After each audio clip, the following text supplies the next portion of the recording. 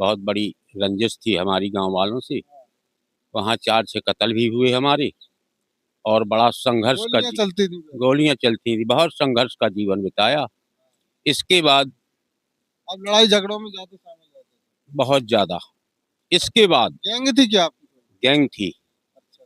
तो वो गैंगस्टर वाले मारे गए और आप बच गए? हम बच गए। क्या नाम है आपका? धर्मपाल सिंह। कहाँ से हो? मुस्करा खुर्द, जिला हमीरपुर, उत्तर प्रदेश से। आज आप ग्वालियर आए हो? ग्वालियर आए, इसकी वर्षगांठ सुन रहे थे कि यहाँ वर्षगांठ होनी है मौन साधना की। मौन साधना की। तो आप मौन साधना, आपको पहले मौन साधना के पहले क्या थे? और मौन मौन साधना के पहले तो हमारा जीवन बड़ा संघर्षी था। सुना है कि लोग बाग पहले आपसे बहुत डरते थे, क्या क्या? हाँ, पहले वो बहुत बड़ी रंजिश थी हमारी गांव वालों से। वहाँ 4-6 कत्ल भी हुए हमारे, और बड़ा संघर्ष का गोलियां चलती थी, बहुत संघर्ष का जीवन बिताया। इसके बाद अब लड़ाई झगड़ों में ज्यादा शामिल रहते थे? बहुत ज्यादा। इसके बाद गैंग थी क्या आपकी? गैंग थी। अच्छा। तो वो गैंगस्टर वाले मारे गए और हम बच गए। आपके अंदर गैंग से कैसे परिवर्तन हुआ? गैंग से परिवर्तन हुआ, कुछ लोग हमारे यहाँ मौन साधना साधक गांव आए और उन्होंने अपने प्रवचन कहे। तो उन प्रवचन कहने से मुझ में ये असर हुआ कि ये बात सत्य है, इसी को करना चाहिए और सब असत्य है। तो फिर जो है हमने इसका संकल्प लिया, मौन साधना का। आप तो क्रिमिनल आदमी थे, फिर कैसे बदल गए? क्रिमिनल थे, पक्के क्रिमिनल, ऐसे नहीं, पक्के क्रिमिनल थे। वो तो हमारा वो नहीं हुआ, इनकाउंटर नहीं हुआ। तो इससे जो है ये 6:50-7:05 जो 15 मिनट की मौन साधना सन 1947 में भगवान का ये कल्कि अवतार हुआ। वो कल्कि अवतार को उन्होंने समझा, वो समझाने के लिए मेरे गांव आए। तो मैंने उस बात को समझा कि वास्तव में यही सत्य है। यहाँ कुछ नहीं लगना है दान चंदा, ना कोई पूजा पाठ, केवल अपने आप को बदलना है।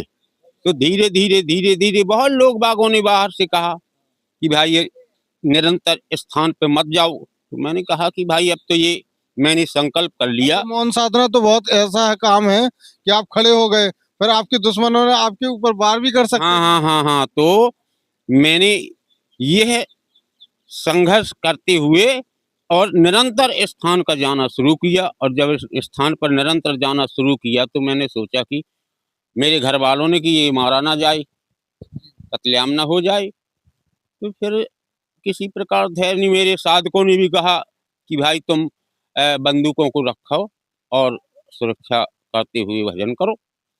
मैंने सोचा ये बात तो गलत है। जब भगवान को मैंने संकल्प कर दिया कि मैं आज से ये मौन साधना का संकल्प लेता हूँ कि जीवन पर्यंत साधना करूंगा, मरना जीना तो परमात्मा के हाथ की बात है। तो मैंने फिर प्रश्न कर दिया। एक मऊरानीपुर में सत्संग होता है, तो वहां मैंने प्रश्न किया कि भाई, और मैं मौन साधना करने का जो समय निकाल करके निरंतर स्थान पर जाता हूँ, तो वहाँ जो है मुझे बार बार लोग कहते हैं कि बंदूकें रखो, अपनी सावधानी से भजन करो। फिर मैंने ये कुछ नहीं सोचा समझा, प्रश्न कर दिया। उन्होंने कहा कि जाओ, जाको राके साइयां मार सके न कोई, अब बाल नमा का कर सके जो जग बैरी हुई।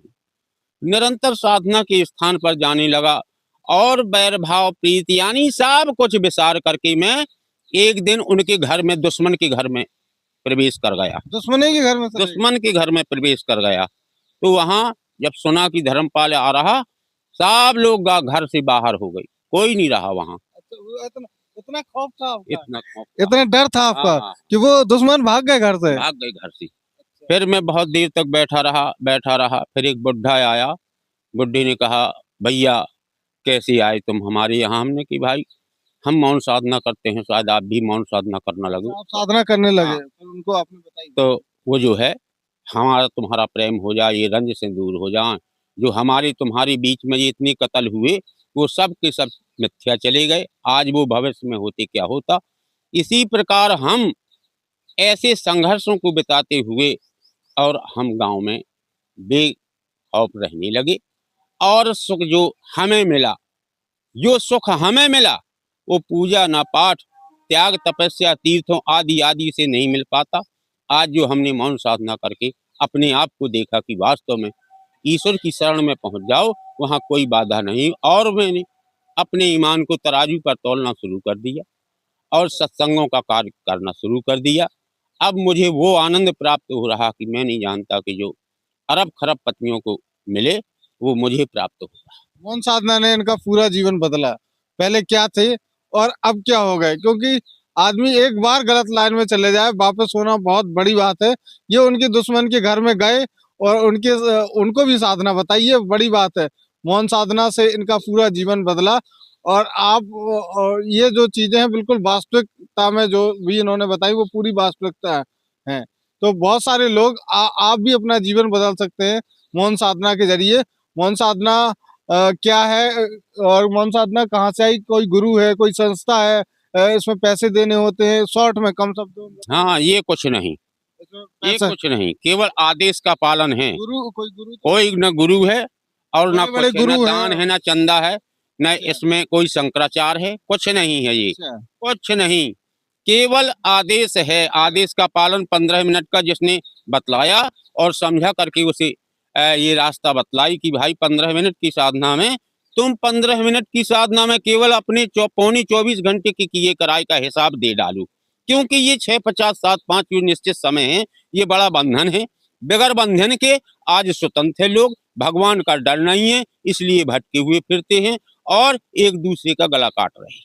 आज मौन साधना बड़ा भारी बंधन है 6, 50, 7, 5 समय का, जिसे ना तो कोई काट सकता है और ना कोई बांध सकता है।